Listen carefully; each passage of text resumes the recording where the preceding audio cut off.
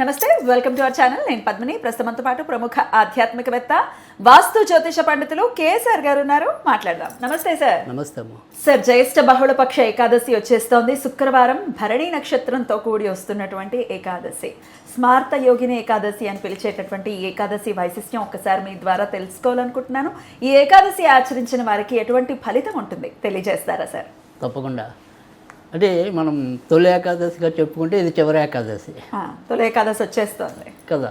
So అందుకని ఒక రకంగా చెప్పాలంటే ఇది ఇంకా లాస్ట్ ఏకాదశి. లాస్ట్ అంటే ఉత్తరాయణంలో లాస్ట్ ఏకాదశా? అంతేగా. అంతేనా? అంతేగా.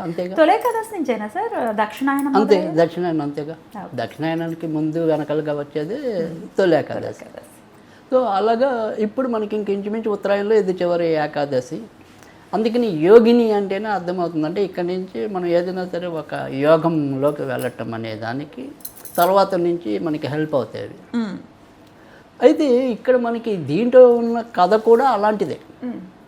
అంటే రోగుల్ని సైతం భోగిగా చేసే యోగి ఏకాదశి, యోగిని ఏకాదశి.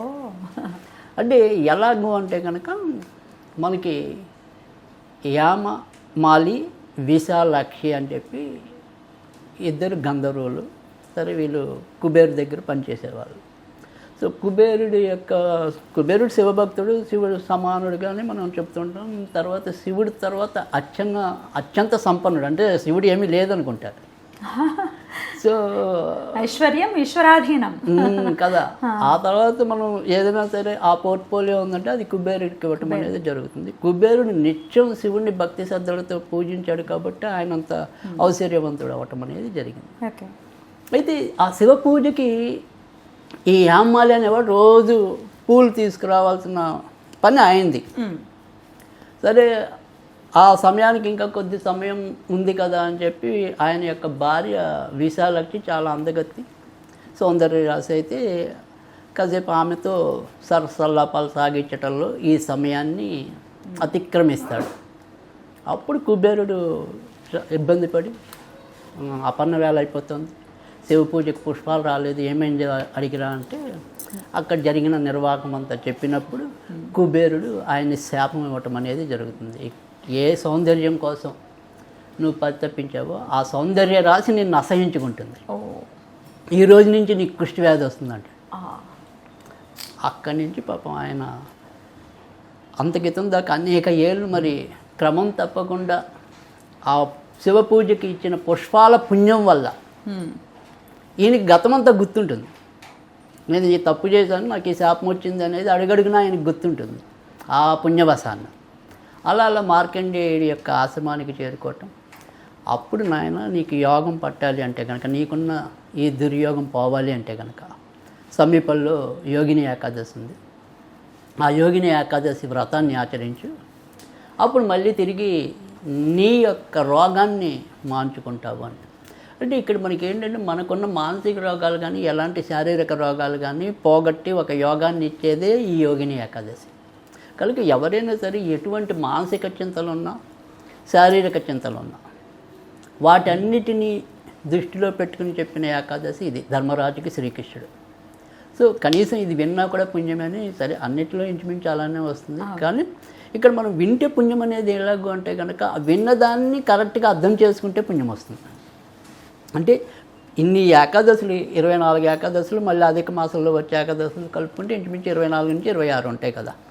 ఈ 26 కథల్లో కూడా మనకి ప్రతి దాంట్లో ఒక్కొక్క నీతి ఉంటుంది. ఖచ్చితంగా ఆ నీతిని అర్థం చేసుకుని మనం కనుక కరెక్ట్ పందాల్లోకి వెళ్ళగలిగితేనే అప్పుడు మనకి విన్నా పుణ్యం అనేది అది ఖచ్చితంగా సార్థకత. విన్నా పుణ్యం అంటే అది వినేస్తే పుణ్యం కాదు.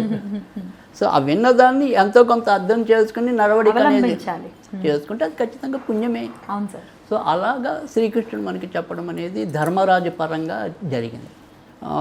పారాయణ అంటే ఏదైతే వ్రతం చేస్తారో వ్రతం చేసుకునే వాళ్ళు వ్రతం చేసుకుంటారు. కానీ మన కాన్సెప్ట్ అనేది ఈరోజు ఏ రకమైన వీళ్ళకి రెమెడీ ఇవ్వాలి అనేది మనం ఆలోచిస్తాం. సో ఇక్కడ మీకు మనకు ఉద్దేశం ఏంటనేది అర్థమైంది. అంటే శారీరక బాధలున్నా మానసిక బాధలున్నా ఈరోజు మనం చెప్పే పరిహారం పాటించడం అనేది మన యొక్క ఉద్దేశం. సో దీనికి ఏం చేయాలి అంటే కనుక మినప పిండితో అంటే మనం ఎలాగైతే గోధుమ పిండి కానీ ఇలా బియ్య పిండితో జ్యోతులు తయారు చేస్తామో అలా మినప్పిండితో చేయాలి. వస్తాయి సార్? వస్తాయి, కొద్దిగా మెత్త చేస్తే వస్తాయి. సో లేదు దాంట్లో కొద్దిగా బియ్య పిండి కలుపుకున్నా పర్వాలేదు, రాలేదు అంటే వస్తాయి. జనరల్గా పెసర పిండితో కూడా మేము చేస్తూ ఉంటాము కొన్ని బుధగ్రహం కోసం. సో అలాగా ఇవాళ మనం చేసే ఈ మినప్పిండితో దీపం అనేది మన యొక్క శారీరక మానసిక రోగాలు పోగొట్టుకోవడం కోసం.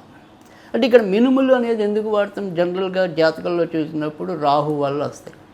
సో రాహు వల్ల వచ్చే ఇంపాక్ట్ ఏంటి అంటే కనుక చంద్రుడు రాహుతో కలిస్తే మానసిక బాధలు ఉంటాయి, శని రాహులు కలిసిన ఇబ్బందులు ఉంటాయి. లేదు మామూలుగా శారీరకంగా చూసినట్టయితే కనుక రాహు ఇబ్బంది ఉన్నప్పుడు డయాగ్నిస్ అవుతుంది రోగం. సో ఒక్కోసారి అప్పటికి ముదిరిపోవచ్చు. అందుకని రాహుని దృష్టిలో పెట్టుకుని మనం ఉభయతారకంగా ఈ రెమెడీ ఇవ్వటం అనేది. సో అందుకని మినమ దీపం వాడటం అనేది అక్కడ అందుకు అనమాట. పైగా ఇది మనకి ఉన్న ఇందాక చెప్పాం అతి భయంకరమైనది కుష్ఠరోగం.